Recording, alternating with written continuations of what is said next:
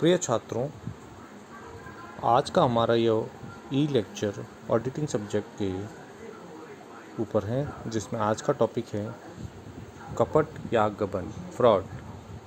कपट या गबन किसे कहते हैं, उसके बारे में आज हमारा यह लेक्चर है। कपट या गबन। कपट या गबन का अर्थ क्या होता है?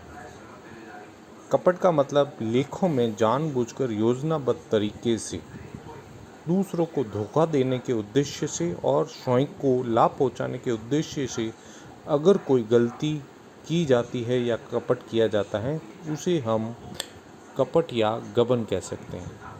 दूसरे शब्दों में, प्रबंध कर्मचारी तीसरे पक्षकार में से एक या एक से अधिक व्यक्तियों द्वारा वित्तीय सूचनाओं में जानबूझकर गलत विवरण देने को भी हम कपट कहते हैं।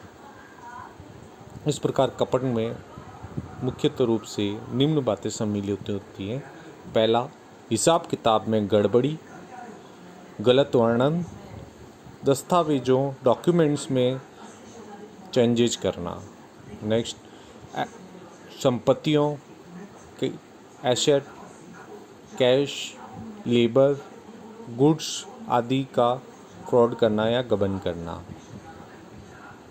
डॉक्यूमेंट्स में जो भी ट्रांजैक्शन होते हैं उनके प्रभावों को छिपाना और अकाउंटिंग पॉलिसी का अशुद्ध रूप से प्रयोग करना या गलत तरीके से प्रयोग करना। नेक्स्ट आएगा गबन के प्रकार, काइंड्स ऑफ फ्रॉड्स। किसी भी व्यावसायिक संस्था में काफ़ी सारे गबन होते हैं, जिसमें से कुछ मुख्य रूप से कुछ गबन होते हैं, उनके बारे में आज आप यहाँ देखेंगे। सबसे पहले है रोकड़ का गबन, मिस एप्रोप्रिएशन ऑफ कैश। रोकड़ एक मुख्य विशेषता यह होती है कि यह थोड़े ही वजन में बहुत ज़्यादा महत्व रखती है और विनिमय का या एक्सचेंज का एक माध्यम होने के कारण कोई भी वस्तु इससे प्राप्त की जा सकती है। इसलिए किसी भी चोरी या गबन होने में इच्छा रखने वाला व्यक्ति सबसे ज़्यादा जो भी रुचि रखेगा वह रोकड़ के गबन में रखेगा। रोकड़ का कार्य अत्यंत विश्वसनीय व्यक्तियों द्वारा किया जाता है, फिर भी कुछ लोग गबन करने में सफल हो जाते हैं। नकद बिक्री, कैश सेल्स का कोई लेखा न करना, जो भी राशि व्यवहार में प्राप्त होती है उसको न लिखना या गायब कर देना, झूठी रसीदें बनाकर खर्चे उठा लेना और व्यापार में रोकड़ प्राप्त कर लेना और मजदूरों के झूठे नाम लिखकर उनके नाम से फर्जी रसीदें बनाकर रकम हड़प लेना, ये सभी रोकड़ के गबन में शामिल किए जाएंगे और इनको हम रोकड़ का गबन कहेंगे। नेक्स्ट आता है माल का गबन, गुड्स।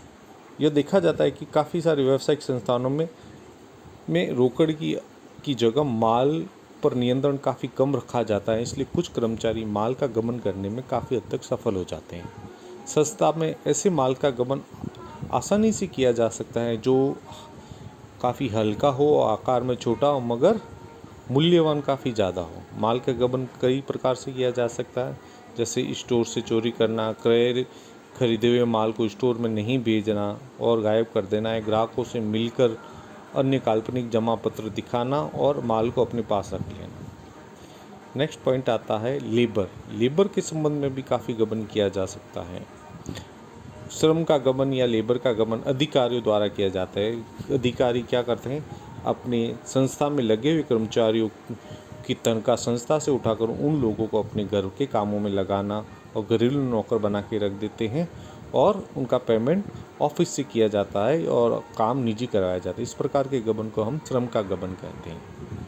नेक्स्ट है एसेट्स, संपत्तियों का गबन।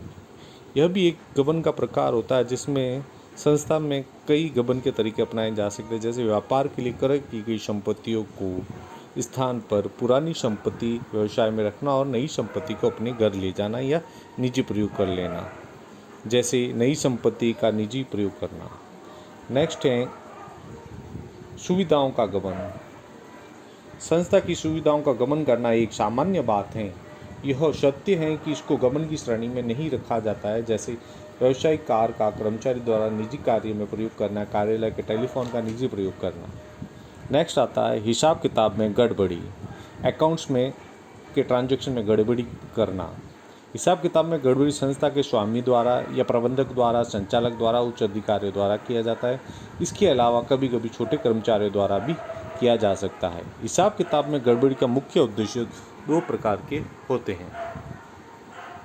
पहला उद्देश्य लाभ को वास्तविकता से अधिक दिखाना और दूसरा होता है लाभ की वास्तविकता से कम दिखाना। पहला उद्देश्य जिसमें हम कहते हैं कि लाभ को वास्तविकता से अधिक दिखाने के उद्देश्य के पीछे उनके क्या कारण हो सकते हैं। अंशों की मूल्य में वृद्धि करना हो सकता है, संस्था की गुडविल में वृद्धि करना हो सकता है, झूठे तरीके से व्यापार को अधिक मूल्य पर बेचना हो तो किया जा सकता है, कार्यकुशलता को अधिक बड़ा चढ़ाकर दिखाने के लिए भी किया जा सकता है, और व्यापारिक कॉम्पिटिटिव को धोखा देने के लिए भी। और लाभ को वास्तविकता से कम दिखाने के पीछे भी कई उद्देश्य हो सकते हैं, जैसे अंशों को कम लाभांश देना पड़े और गुप्त संचय का निर्माण करना, कर्मचारियों को कम बोनस देना, सरकार को देय आयकर कम देना, व्यापारिक प्रतिस्पर्धा को कम करना। फिर आता है कि हिसाब किताब में गड़बड़ी के तरीके क्या हो सकते हैं। इनमें सबसे पहला हो सकता है कि व्यापारिक स्टॉक का मूल्य कम और अधिक दिखाया जा सकता है, झूठे परचेज और सेल्स और परचेज रिटर्न दिखाई जा सकती है, एसेट्स और लाइबिलिटीज़ को कम या अधिक मूल्य पर दिखाया जा सकता है, धोखे देने के लिए पुस्तकों को फॉर्मेलिटी के तौर पर तैयार किया जा सकता है, outstanding accrued expenses, prepaid expenses का लेखा न करना, डेप्रिसिएशन का कम या अधिक या बिल्कुल नहीं दिखाना, या काफ़ी सारे काल्पनिक खर्चों को दिखाकर लाभ कम दिखाना, या वास्तविक खर्चों की पुस्तकों में एंट्री न करना। ये काफ़ी कारण हैं जिनसे हिसाब किताब में गड़बड़ी की जाती है। तो ये हमारा आज का टॉपिक था, कपट या गबन किसे कहते हैं, कितने प्रकार के होते हैं और कौन कौन से होते हैं, और गड़बड़ी के उद्देश्य क्या हो सकते हैं, और गड़बड़ी कैसे की जा सकती है। धन्यवाद।